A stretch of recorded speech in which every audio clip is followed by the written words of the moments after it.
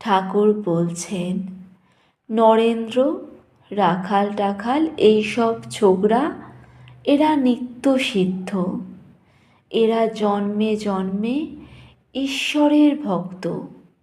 অনেকের সাধ্য সাধনা করে একটু ভক্তি হয়, এদের কিন্তু আজন্ম ঈশ্বরে ভালোবাসা, যেন পাতাল ফোঁড়া শিব, বসানো শিব নয়। ঠাকুর বলছেন, নিত্য সিদ্ধ একটি থাক আলাদা।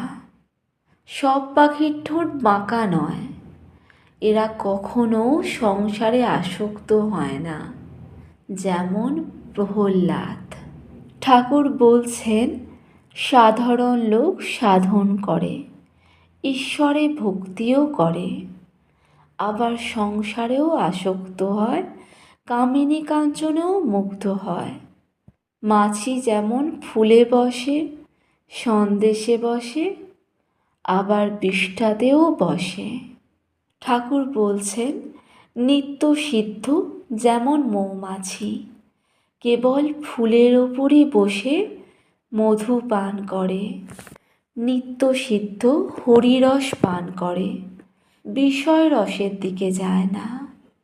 ঠাকুর বলছেন, সাধ্য সাধনা করে যে ভক্তি, এদের সে ভক্তি নয়। এত জপ, এত ধ্যান করতে হবে, এরূপ পূজা করতে হবে, এসব বিধিবাদীয় ভক্তি।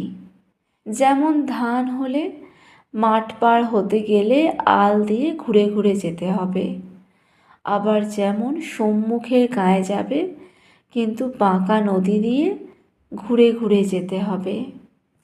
ঠাকুর বলছেন, রাগ ভক্তি, প্রেমা ভক্তি, ঈশ্বরে আত্মীয়ের ন্যায় ভালোবাসা এলে আর কোনো বিধি নিয়ম থাকে না। তখন ধান কাটা মাঠ যেমন পার হওয়া, আল দিয়ে যেতে হয় না, সোজা একদিক দিয়ে গেলেই হলো।